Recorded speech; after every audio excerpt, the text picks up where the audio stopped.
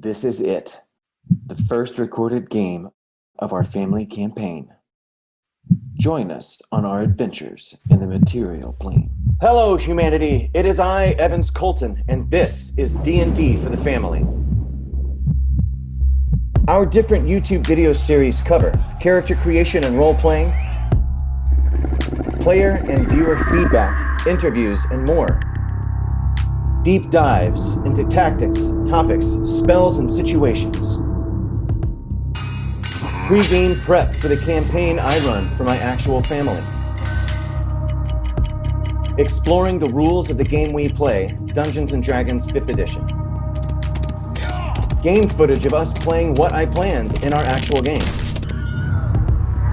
Thoughts and reflections on my experience as a GM. Welcome to D&D for the Family.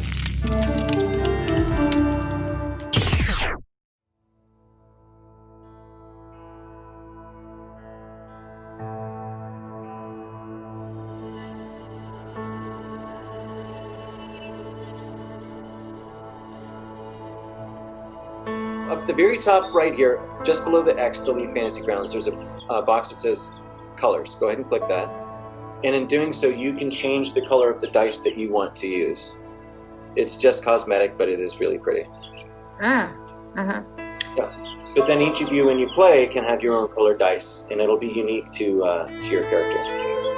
Okay? So I'll let you all play around with that, but I'm ready to go ahead and start. I see Cheryl stepped out for a second, so we'll take one last final thing here. But I tell you what, I wanted to talk to you guys about just how much I appreciate you being here, and that this really is a question of the respect that we have for each other's time. So when we do sit down to play, it's always going to be in your interest to be ready to be focused and go. If you do have to step away from your computer, or if you need to engage in an outside conversation, remember to mute yourself and then unmute yourself. I don't want you to always be on mute because I want you guys to feel like you can talk to each other. This is meant to be relaxed and social. Just be thoughtful and considerate is all I'm saying. In the interest of us playing the game, if anyone does have to leave or gets cut off or whatever, I will go ahead and just assume that person's player or PC so that we can continue to tell the story, right? Just in the interest of moving things along. Because I think that was a big thing that bit us the other time, was just we'd stop and start waiting for people to come in and out, and then nobody got to do anything. Yeah. All right? So, where we last left off, we had just explored through a cave of smelly goblins that had attacked us and done some serious damage. We rescued a human named Silder Hallwinter, who asked us to kindly offer our assistance in taking him back to the nearby city of Phandalin, which you agreed to do. You found and killed a bugbear that was laying an ambush for you, and liberated lots of goods that he had stolen, which Silder said he thought was probably from the nearby city of Phandalin, and had gone to great lengths to retrieve those stolen items and put them on the back of a cart, and had stopped to make camp, at which point Princess Gracie Fairy's mom had entered her dreams and begun to sort of connect with everyone else through that point. Everyone leveled up to level 4, so you all have now greater health points. Those of you that cast spells have learned some new spells and abilities and have more spell power, or at least more spell slots. And then 2 of you now have new friends, familiars, in the form of familiars. There is a wolf that is now attached and bonded to Althea, still currently in its wolf form, but it will take on a more youthful, puppyish type wolf body the first time that Althea casts this ritual. And much to her surprise, Nemesis also awoke from a pretty terrifying dream to see that there is a new familiar for her in the shape of a raven that spoke to her. I'm going to now open it up to you all to say what you want to do as you go about your way breaking camp. It is just maybe about 9 or 10 in the morning. The sun's come up. There's still some dew on the grass, a bit of chill in the air. And from where you are, Phandalin is here. So you're about 15 miles away, and you can travel that in about half a day. Taking time, of course, to get back to a safe path to take the cart. I'm going to kind of go through and ask how you want to spend the morning. I'll start with Althea. What do you do as you sort of go about your morning to get prepared for your day? Okay, first of all, where on this map are we? I was admitting Cheryl. Sure. So if you see there's a little dot that says Phandalin down towards the bottom south, right in the south. I don't there's get where. The high road Phandalin. On the west. You're just, each of those hex squares is 5 miles. So where the junction of the road that goes to Phandalin meets the Tribord Trail, you are about 10 miles down the trail that direction. The Cragmaw Cavern hideout where you guys were was just in a little clump of bushes just to the south at that point. I mean, it looks like bushes on the map, but that's because it's such a far back perspective. So you're about 5, 10, 15, 20, about 15 miles away. You would get there probably mid to late afternoon, early afternoon, mid afternoon, somewhere around there. We would get where in the mid afternoon, to the junction or to the high road? No, you could make it from where you are at, from where you camped out, close to the Cragmaw Hideout. You could make it down to Phandalin with your cart and all of the supplies by mid-afternoon, which is where you're supposed to escort Silder. So if you close that, Lisa, you can go to, if you go over to the right-hand screen where there's a little I and 3 people, that'll bring up the character sheet, the party sheet, I mean. And it has a list of your quests that are active.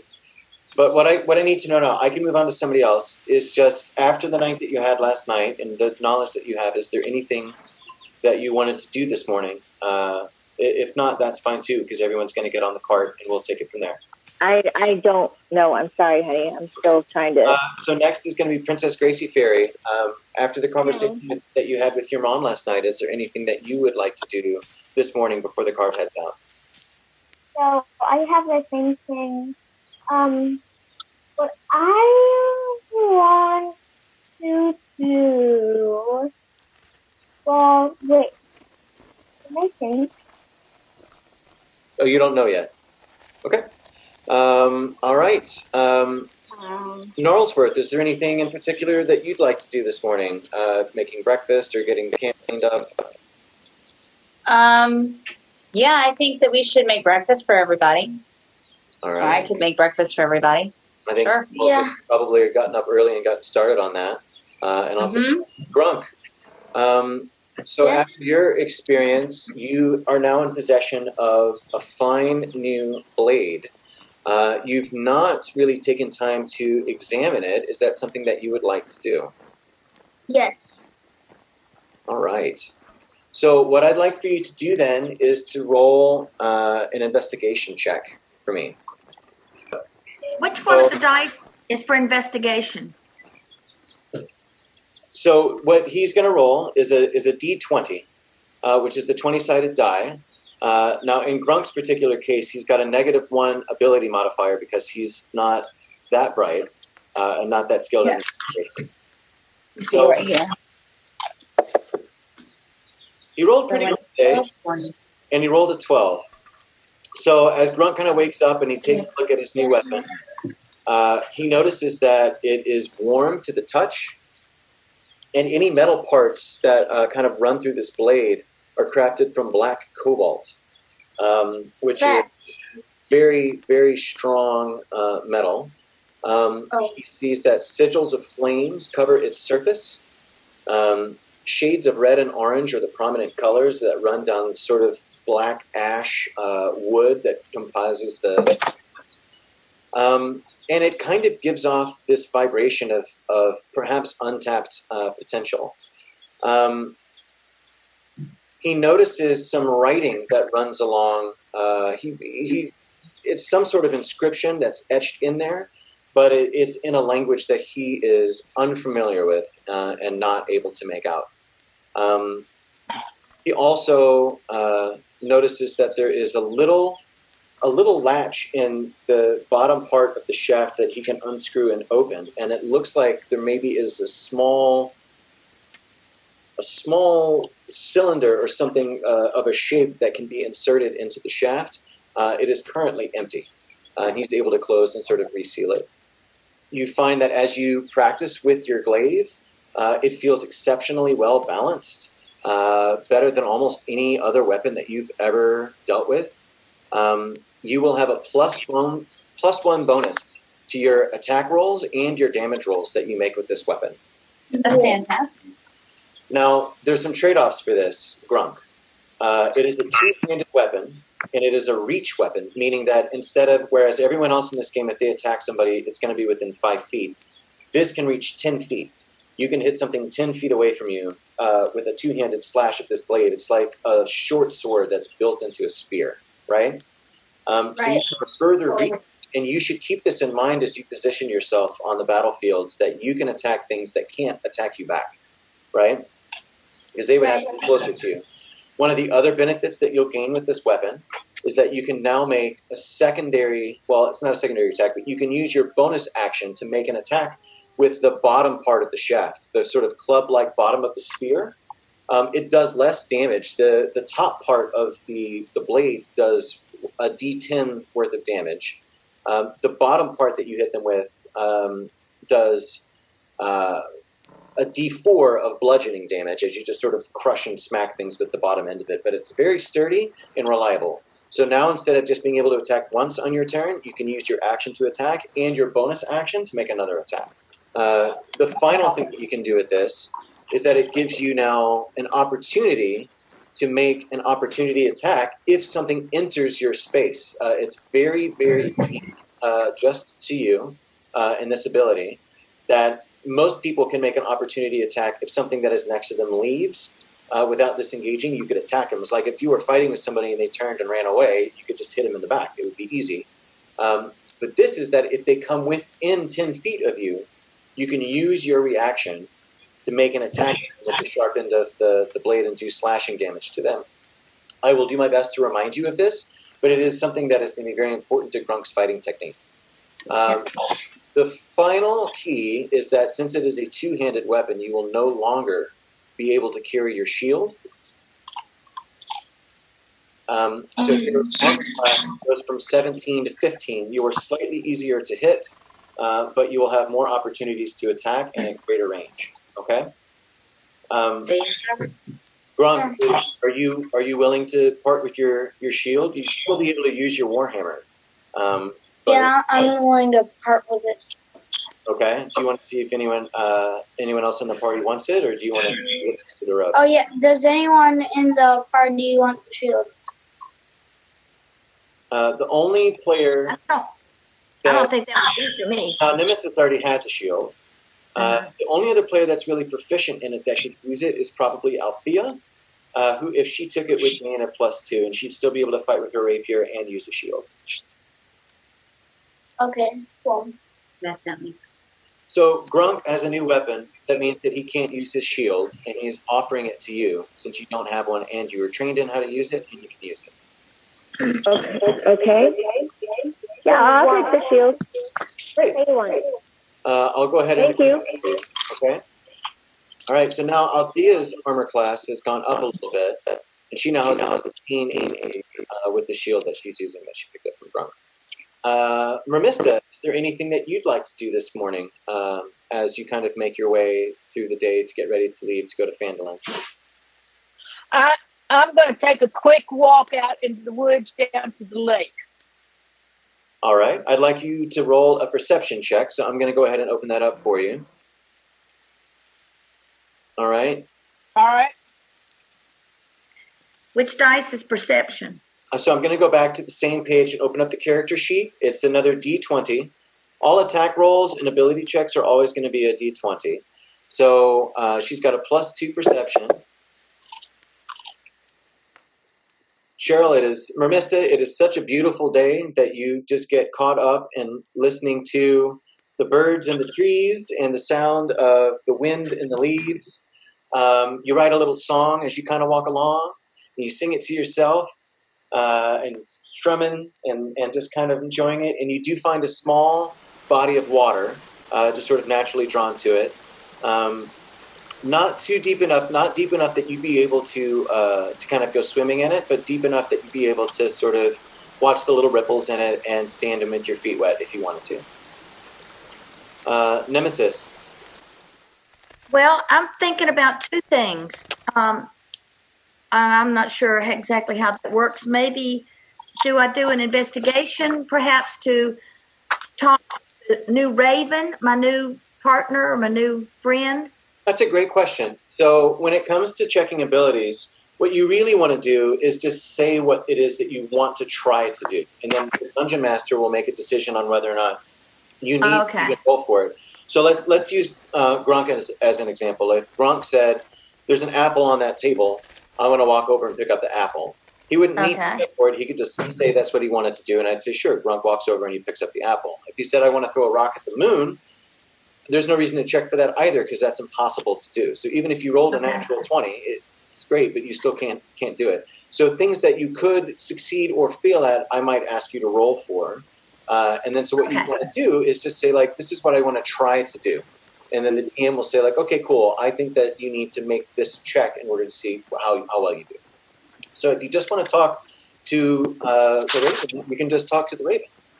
Okay, so then the other thing is, I think maybe either I or someone should kind of walk around the surrounding area to make sure that we haven't had any visitors or that there's something that's happened that might be of danger in our getting on, make sure the horses are okay, the wagon's in good shape, just check out the area. Great. All right, so Lisa, since you are looking at Althea's page, if you can pull up Nemesis up there. We're going to go to her skills page. Nemesis, as you have this thought and you kind of voice it in your mind, you're surprised to hear another voice say, oh, yeah, kid. I mean, if that's what you want me to do, I could just take a look around real quick. And he just kind of flops up, and he answers without speaking out loud. And he's communicating. The two of you are now communicating telepathically with each other. He goes, there's another little neat trick you can do if you want. You just have to use an action, and you can see what I'm seeing, and we can kind of share this vision for a minute if you want. So, Nemesis, you find that you can use an action to go into the mind's eye of what this Raven is seeing, and you share his senses. When you do it, it's a bit jarring because you suddenly lose your own personal ability to see and hear and feel. You can still feel like pressure on your body, but your other senses become the senses of your Raven. So he takes off and starts flying around, and you find the two of you now looking down as he kind of like takes a little perimeter check. He can go. And I'm looking through his view. Correct. So you're getting a raven's eye view of the campsite, and you can see yourself sitting on the ground. It's a very unusual out-of-body experience. So he can go out to 100 feet, and you guys can share that telepathic connection. Further past that, he can still go, but you won't be able to stay in that type of Okay. So, Lisa, what I'd like for you to do is to go to where it says advantage down in the bottom left. It says ADV close to where it says modifier, bottom right corner. Wait, advantage? Advantage what? Down at the bottom, not on the character sheet, bottom left. A little button that says ADV. Yep, click it. And now, because you are both looking through his eyes, you're going to get advantage because he is helping you in this investigation check. Good. It's actually going to be perception. So go ahead and double click on the little dice that's next on that line that says perception on her page. Okay. take time, minutes, a little bit to sit there and enjoy this experience of what it's like to see from the sky. You don't see any indication of anything presently sneaking up on you, or that gives any evidence that anything has disturbed your campsite. The environment is in the way of you getting back to the trail. Great. So, okay. Great.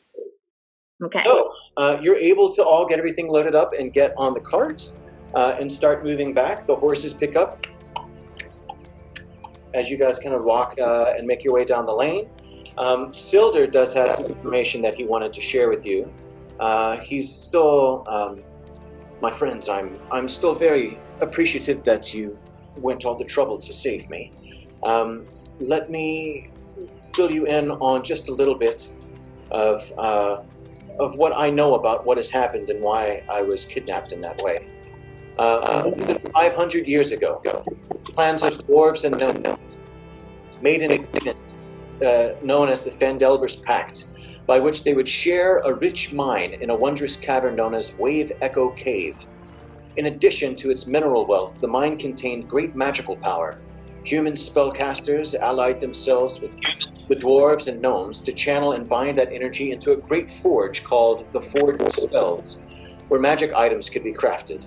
Times were good, and the nearby human town of Phandalin prospered as well. But then disaster struck when orcs swept through the north and laid waste to all in their path. A powerful force of orcs, reinforced by evil mercenary wizards, attacked Wave Echo Cave to seize its riches and magic items. Human wizards fought alongside their dwarf and gnome allies to defend the Forge of Spells, and the ensuing battle destroyed much of the cavern. Few survived the cave-ins and tremors, and the location of Wave Echo Cave was lost. My friend that I was traveling with, Gundren, and his two brothers, the Rockseeker brothers, Starden and Nundro, recently located an entrance to the long-lost Wave Echo Cave, site of the mines of the Phandelver's Pact. That is what we were headed towards Phandalin to explore. Gundren had a map showing the secret location of Wave Echo Cave, but the goblins took it when they captured him. Silder believes that Clark sent the map, Clark being the bugbear chief, and the dwarf, my friend Gundren, to the chief of the Cragmaws at a place called Cragmaw Castle. I don't know where that might be, but surely someone in Phandalin might have some idea. I'll continue to think on it, and if I do think of anything, of course I will let you know. My contact in Phandalin is a human wizard named Iarno Albrecht. I am hopefully trying to meet up with him. I worry because after he left Neverwinter, we have heard no more word from Iarno, and that is why I have been sent down to Phandalin. I still feel a bit weak from the whole experience, and I very much will look forward to having a safe place to rest. As you guys continue to make your way down the road, you have maybe a couple more hours of travel time. Is there anything that you wish to ask of each other? Anything that you're curious about? Anything else that you want to discuss before we arrive at Phandalin? Could you remind me my wolf had transformed? Yes. So your wolf pet is still currently a living, very old and ailing wolf, female wolf. She's had some sort of either disease or internal damage. She's panting a lot right now. She's still moving. She seems very determined, and she seems very happy to have a connection to you.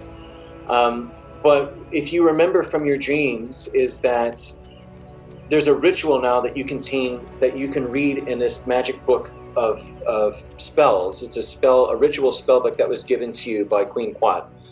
In casting the ritual, will the first time transform the body of this wolf into a spiritual fey form. It will still be a wolf, but if you recast it, you could either make it not. You could either change it to be a bat or a rat or a cat or an octopus or a fish. Any number of small creatures that can be familiars you can use to cast the spell to change her being. to your advantage. So if you needed something, and you actually had the same find familiar abilities that Nemesis shares with her familiar, in that you can also see through the eyes once you cast the spell, not now, but when you cast the spell, you can see through the eyes of your familiar and share their senses, and you can telepathically communicate. Now your wolf won't be able to speak because wolf can't speak, but it would be able to share, you'd be able to hear/feel its emotions, intentions, its thoughts, and it would obviously be able to respond to your thoughts as well. And when it comes back, when you cast the spell and it assumes its new wolf form, it will be the form of like a year-old or slightly older wolf pup, not a fully grown mature wolf. It will not fight in battle, but it can aid and assist you. You pick a lot of this up as you kind of read through the ritual and sort of mentally prepare to cast it for the first time as you study your book, if that makes sense. I'm wondering if we ought to discuss what we're going to do with this extra load of things that we loaded up from the cave to take with us. But there's some extra treasures or something. So Silder speaks up and says, there's an emblem on the front of all of these boxes. You can see it is a blue background with the sort of gold lion face in the middle. And that is the sign of, I believe, a store that is in Phandalin. They're spread out all over the land. But I believe once we get to town, we should probably be able to find the owners of these provisions. How's that? Nemesis, as you continue to sort of continue your communication with your familiar. My voice. Remember, too, that when you speak with others, you can cast minor illusion and make your voice sound like whatever you want it to, and that is her normal method of communication. So the only time you'd ever need to really affect her voice is if she isn't using that spell to speak, okay? Okay. To take a little weight off of doing that. So there, as you guys kind of talk, Mo says, hey kid, I got another neat trick to show you. Now you see me, and then he blinks invisible. Now you don't. And he's still talking to you, but you can no longer see him. He was sitting sort of on the edge of the cart on the rail and just blinks right out. And then pops back in, and now he's standing on your knee. Ta-da! I can do that whenever I want, you know. You're not even impressed or anything? Gosh, I thought it was a pretty neat trick. Yay! Yay! You're a hard one to impress, kid. I'll have to work harder. How about this? So he shows a couple of tricks he can do. Let me see here. He can shape change into, he could be a raven, a spider, or a rat. He has some different abilities with each of those.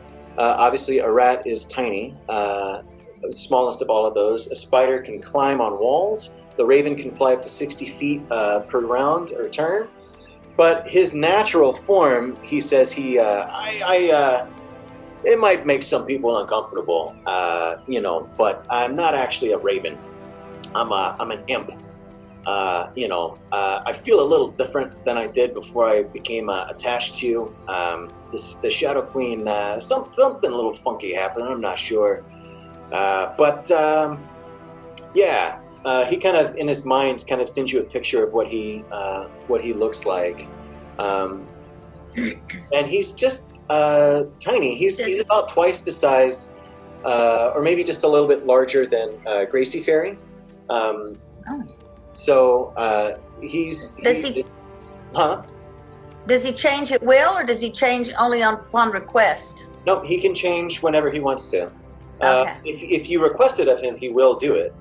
He will almost always do anything he can to try to assist you in what you ask of him. He may have some, input about it if you ask him to do something crazy. But if your familiar gets killed, you can always recast the Find Familiar spell, which you also now know, as a ritual, and bring him back. There's a couple of other things that you and Althea can both do with your familiar. You just that you start playing around with Nemesis. You can use one of your actions to blink him into a pocket dimension. He just blinks out of existence, and then you can use another action to bring him back within 30 feet and just pop him back in, and now he's back. So like if it was ever in a space where it was unsafe or unwise to have him out, you could always just keep him safe by popping him away. A lot to know. A lot to know. Yeah. Okay. And he says, I do like most of the time kind of prefer to be invisible. Just keep an eye on things, and I can always give you a heads up if I notice anything. And if you need something from me, just let me know. And I probably will be a raven. I can get by with kind of talking a little bit that way. People don't get crazy about it. But all of my forms and abilities are at your disposal. The name's Mo, by the way, since you didn't ask. Nice to meet you. Thank you. Thank you. Yeah, you could tell me your name too. That's what most people do when they introduce themselves. Nemesis. All right. Interesting name. Interesting name. So Mo, were you in with the boxes that we brought out of the cave? Where did you come from? I know you just said it. Just give me you appeared and you were on somebody's lap. Well, hi, lady elf. Nice to meet you too. Yes, I did just appear out of nowhere on somebody's lap. That is correct. So it's kind of like your friend here, Nemesis. She has a special connection with a really powerful lady called the Queen of Shadows, the Shadow Queen. She's got lots of different names. I try not to get too close.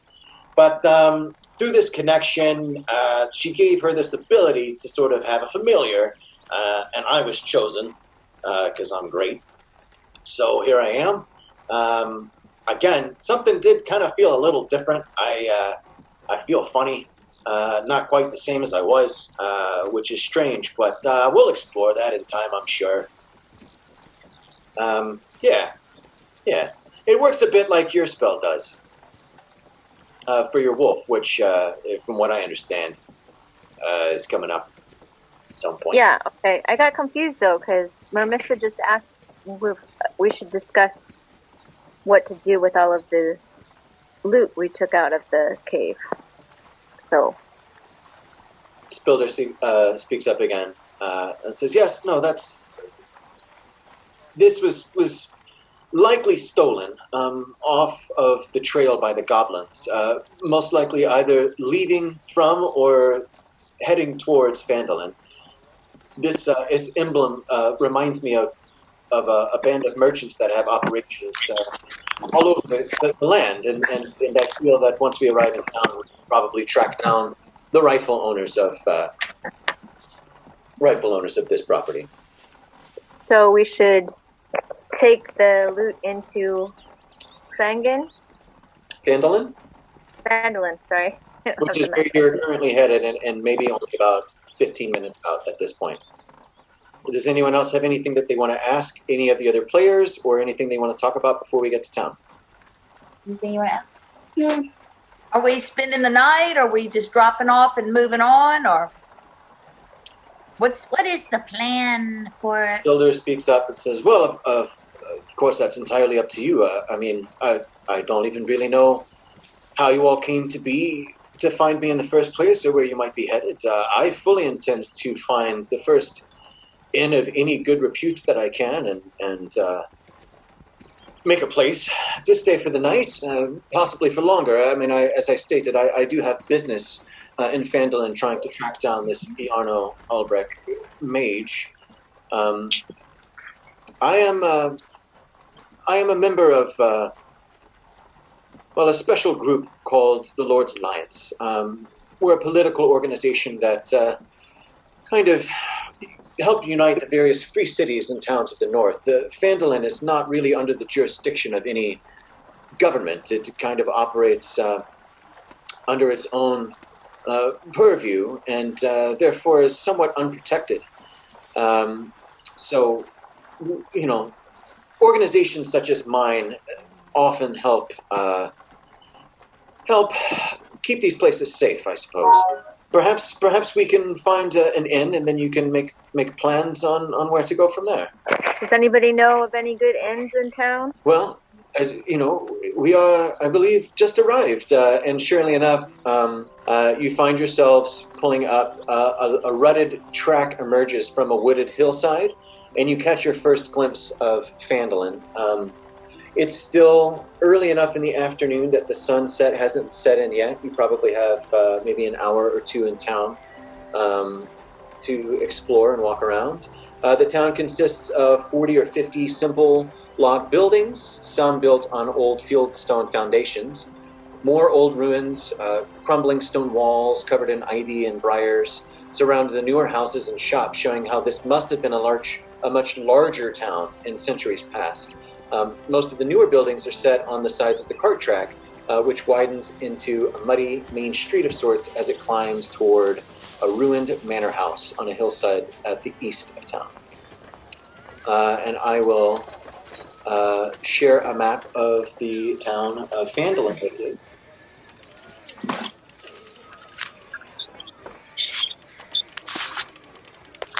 And what I think we can probably do is you guys will be making your way in from the southwest road that kind of leads up and through.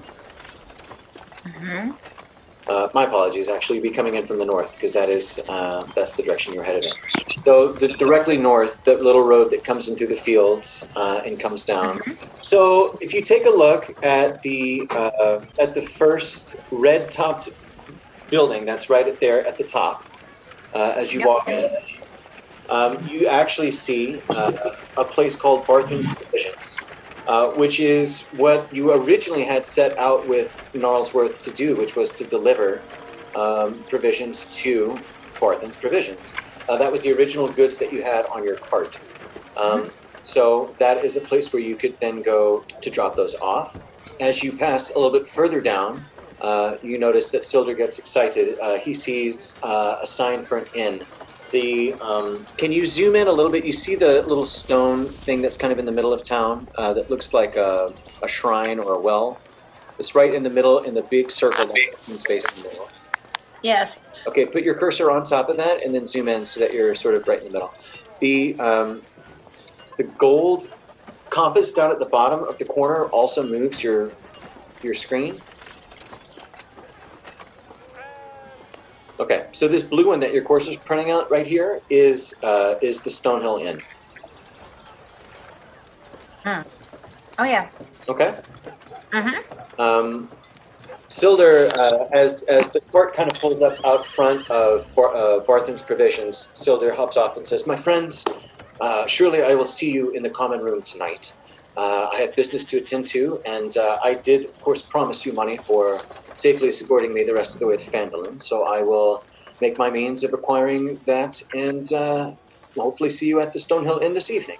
He kind of bows his head fondly, and you see him walk out through town on his own business. And now, my party, I ask you, what would you like to do? You have arrived. You have a couple of hours before it gets dark. You have time to explore, ask questions, talk to people, finish quests, whatever you want. Make dinner and then go to sleep. Just hike, How about drop off the goods at the store where we were bringing the original goods, since we passed by that building first. Sure. And then we've got that taken care of, and then don't have to worry about that, about something happening to it during the night and emptying out the car. Right. So as you guys go inside, Barthen's is the biggest trading post in Phandalin. Its shelves stock most ordinary goods and supplies, including backpacks, bedrolls, rope, rations, things of that nature. Any various sundries. They don't sell weapons and armor, but they sell a lot of other adventuring supplies. You see a lean and balding human male shopkeeper of about 50 years with a kindly manner. He's got there's a couple of young clerks kind of bustling around to try to help him. And as he sees you pull up front, he kind of comes out the door and greets you. "Oh, hello, travelers. Welcome to Phandalin. we've been expecting a delivery. He kind of looks a little hopeful. Yes, we have some things for you. Excellent. He claps and says, Ender, Thistle, help these fine people unload this wagon, and let's get all of our gear in. He kind of walks over to the cart and takes a look around and says, well, this appears to be for the Lion Shield Coster. He points to the boxes that are blue with the lion symbol on it. And he points southeast across the open part of the middle of the village there to the other blue roofed building. Yep, that one right there. And says that he says, I'm sure they'd be grateful to have these supplies when you finish with me. Welcome. My name is Elmer. Is there anything I can help you with? Well, we surely would like some help unloading all of this stuff. Yes, Ander and Thistle should see to that. And his two clerks are already helped, are taking the boxes off and moving them into the building. And how long do you think it'll take to get all this off the cart? Oh, just another few minutes, I'm sure. Right. Tired from your travels, or have any questions, or need anything? Of course, you're more than welcome to. How long? It didn't take us that long to get here, right? I mean, it seems like we shouldn't be going to bed just yet. No, it's maybe like 5. You have another couple of hours of sunlight. Are there some interesting places, the pubs to go and eat, or something interesting to see in this? Well, interesting is perhaps not the word I would use. There is the inn, which is just around the corner, of course. He points sort of so in the same direction as the Lion Shield Coster, the brown roofed building on the east of that. He says, "Oh no, I'm so sorry. It is the blue one that's directly down the street from him. On the east is also the Stonehill Inn." He says the Townmaster's Hall is further down around the corner. There's not too much of interest, just a lot of locals, people that are happy to meet strangers and talk. He does give you a warning that there's been an awful lot of sort of unwelcome activity in the area. Lots of bandits. I believe they call themselves the Red Brands, but have just really been causing all sorts of mischief and turmoil and just ruffians they are. Just absolute ruffians. People's shipments have been going missing, and some people have been rumored to have disappeared as well. And just is not as safe in the streets as I would have hoped, and I do apologize to break that awful news to you, but it is. Well, then it'll probably be a good idea to go ahead and deliver the rest of the shipment down to the, whatever you called it was, the Lions? The Lion Shield Coster? Yeah. Well, yes, but before you do here, let me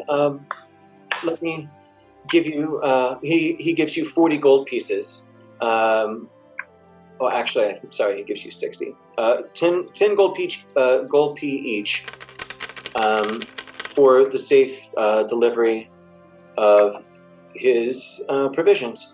Now, before you all head away from here, is there anything that you all wanted to buy while you were at this place?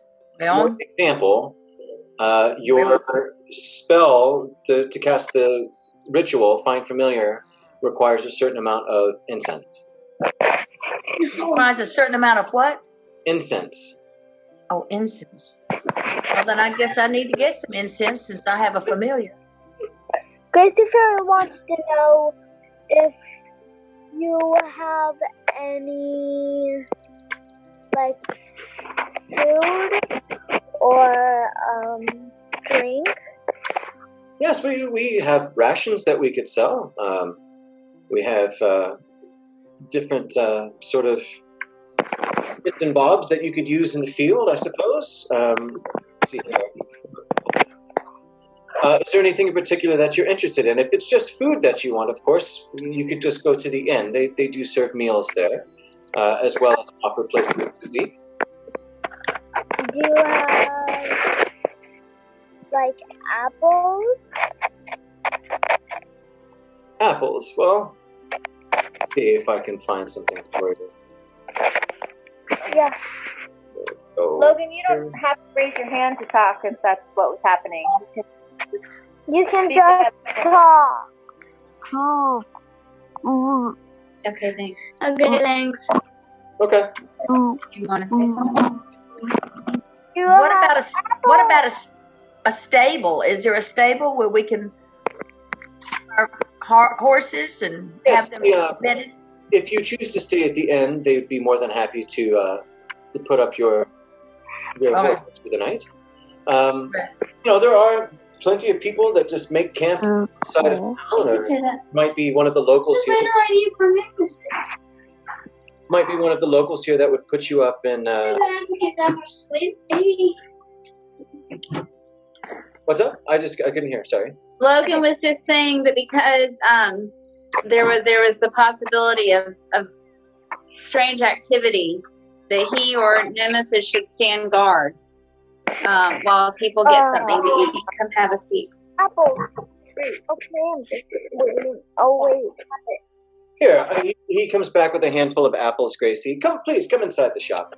As you go, look around, and you see all sorts of stuff, kind of boxes and bits of different things, baskets, bedrolls, blankets, compasses, fishing tackle, glasses, hammers, lanterns, all sorts of just different odds and ends that you'd find in like a general store.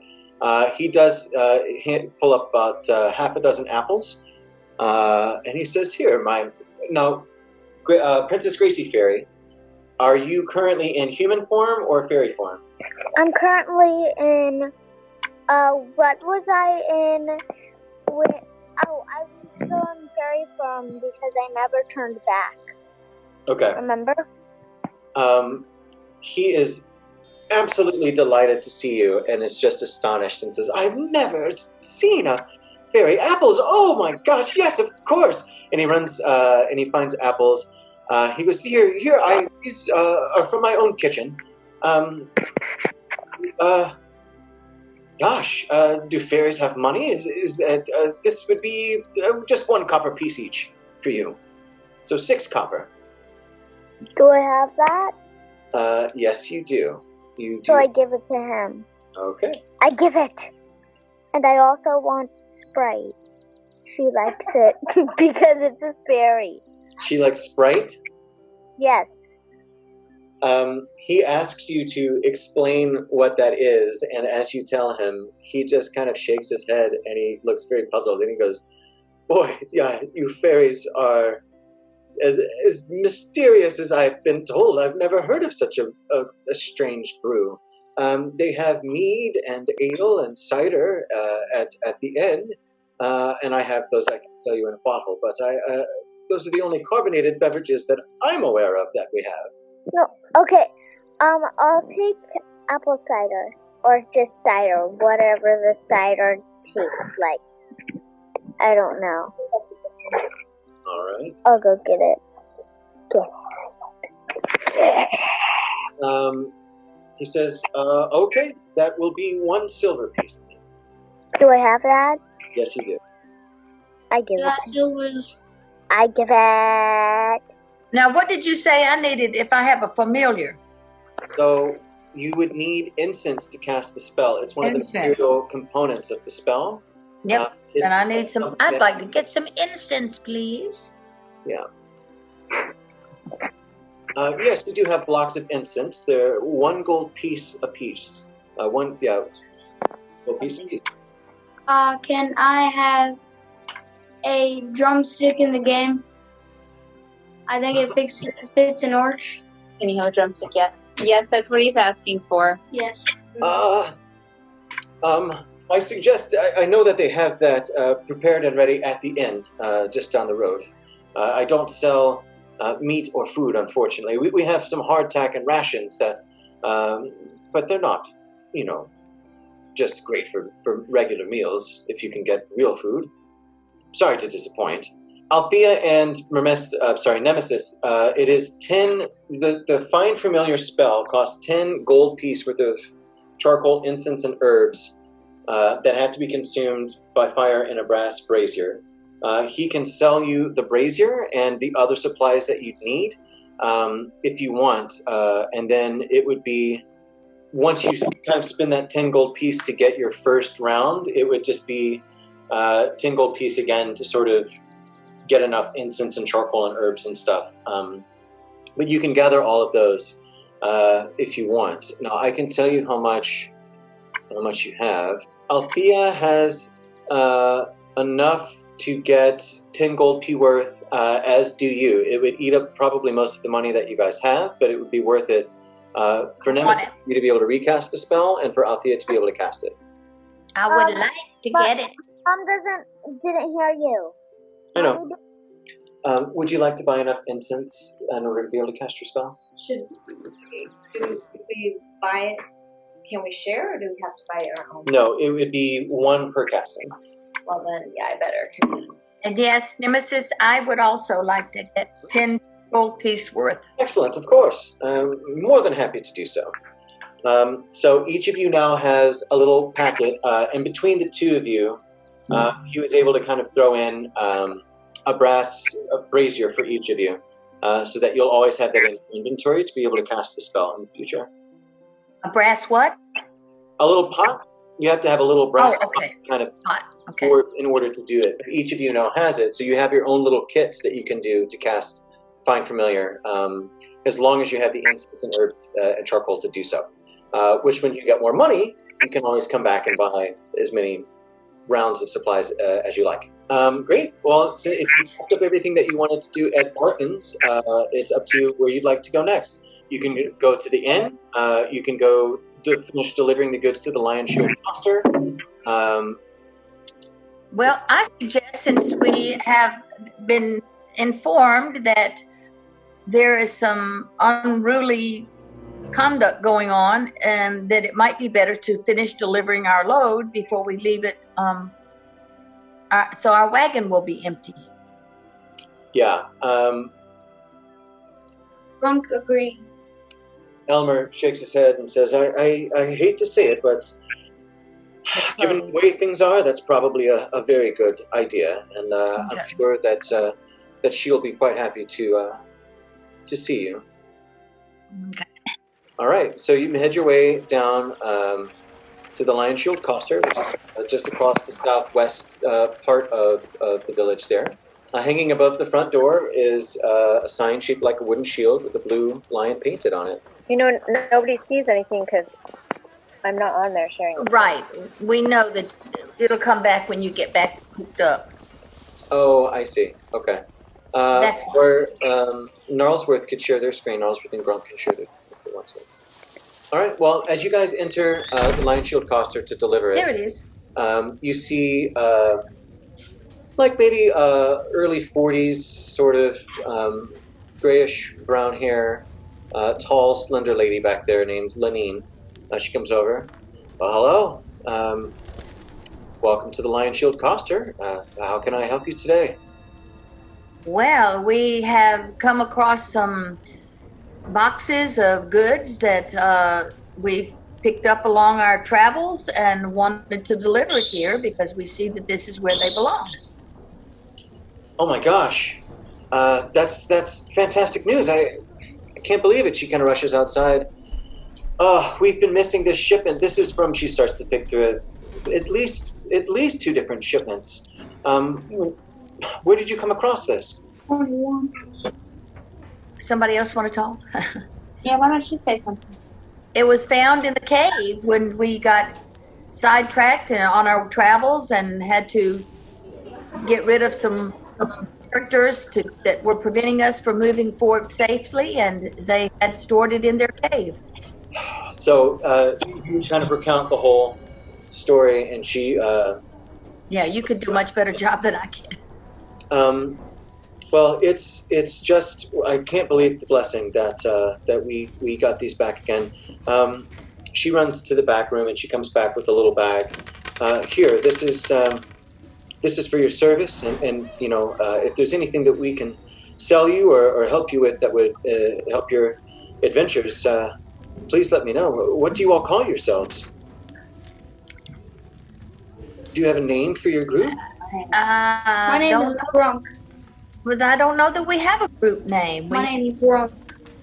Well, friend Grunk, well met. She And tosses I'm back to you. Nemesis, and we have I have Mermista, Gnarlesworth. and we have Mermista, and Princess Gracie Fairy, and Althea. Is it Althea? Yeah. Come together, traveling together and helping each other along our way as we have a mission to help bring someone to Phandalin. Well, she kind of laughs and says, "Well, it's kind of a tradition that all great adventuring parties have a name for themselves, sort of branding, But anyway, it's really is a pleasure. Welcome to Phandalin. Do be careful out there. There have been some unsavory types that they like to hang out down at the Sleeping Giant. It's a seedy tavern, sort of on the east end of town. Stay away from there. They tend to congregate from there. But otherwise, please enjoy our lovely village. The town people like to meet guests, so feel free to wander around and explore. And let me know if there's anything I can do to help you. I really appreciate it. Well, thank you so much for the little treat and for your kind words and advice. And we will hopefully see you again sometime soon. And we will begin to think about a name for our group. I think that is a very good idea. A wonderful idea.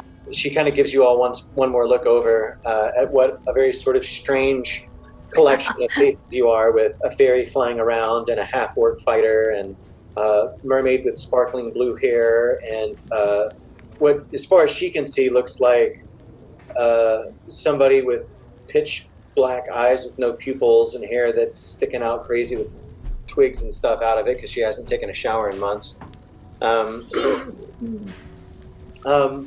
Well, it was lovely to meet you all. Well, thank you very much.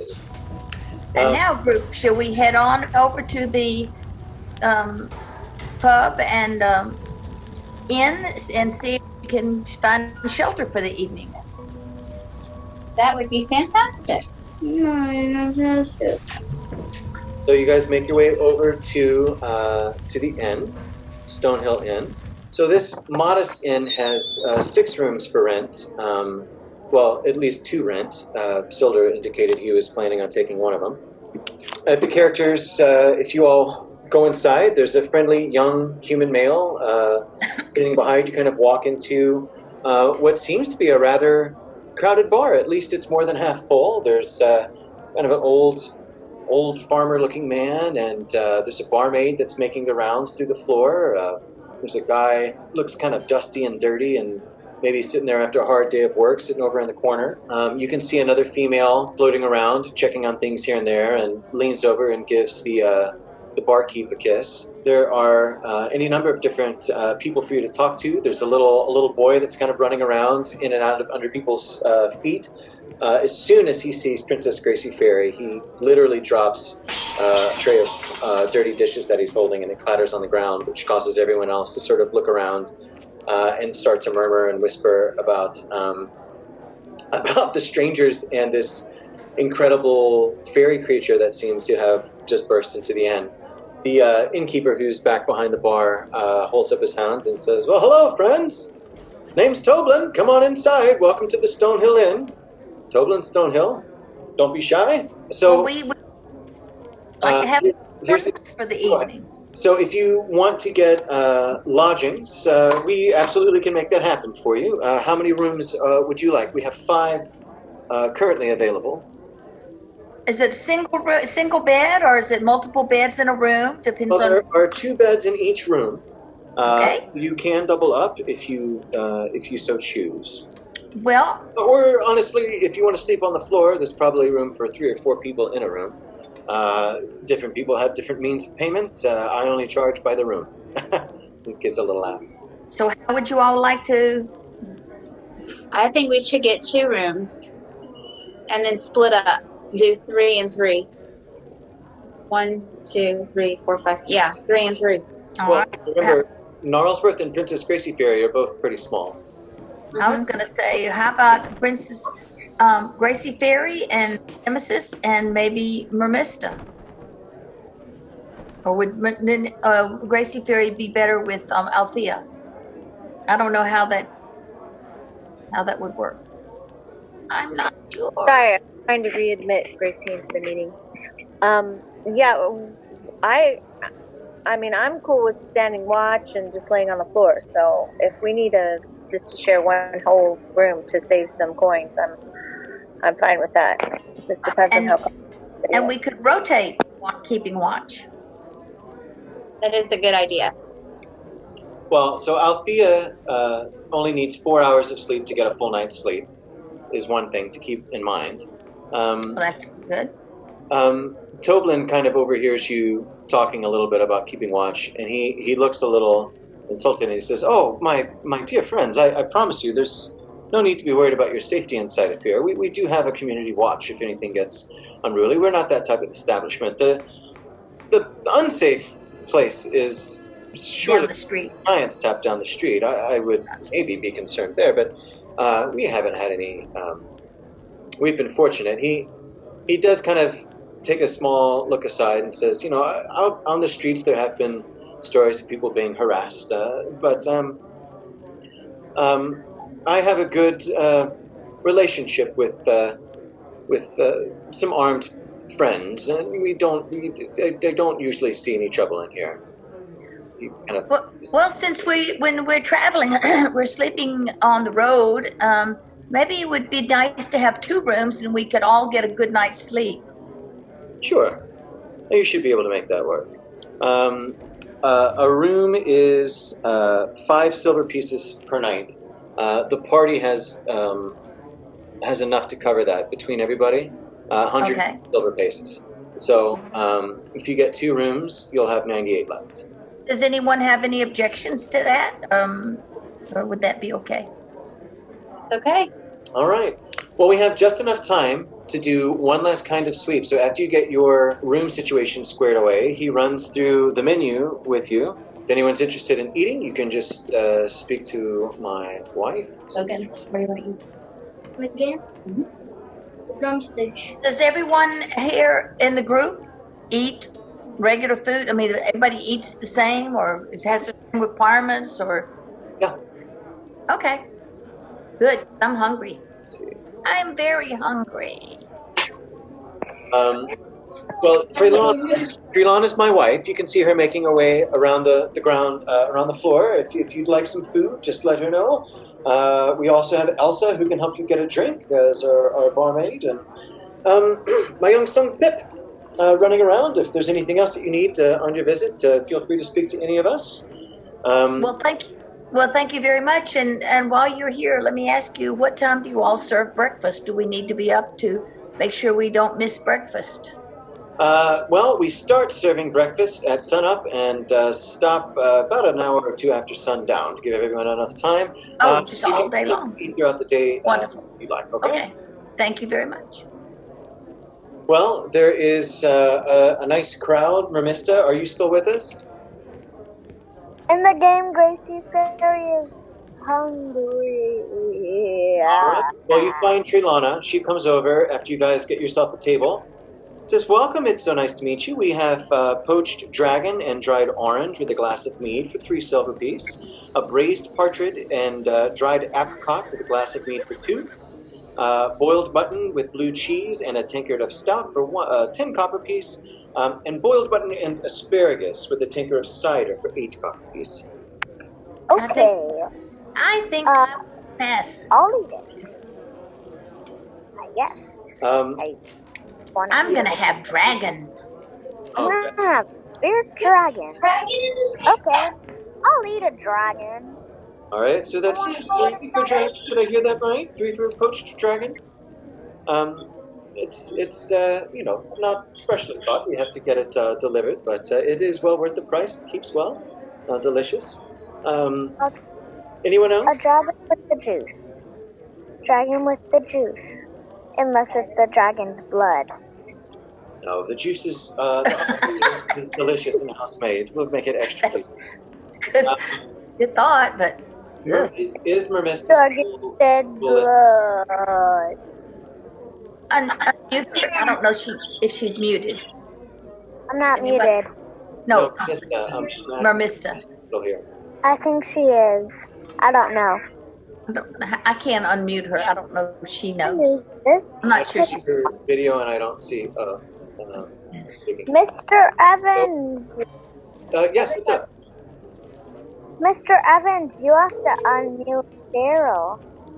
I can't. You do. She's muted herself. It's okay. It is fine. I was only asking because I wanted to give her an option. Mermista immediately an opportunity of Are you still on the phone? Gnarlesworth will have the mutton and asparagus. Unmute yourself because we can't. All right. Excellent choice. Good value. I'll go ahead and make preparations to bring all this out. Thank you. Oh, okay. She heads away. Grunk wants a partridge, he said. Okay, would you like dragon for dinner? Beautiful.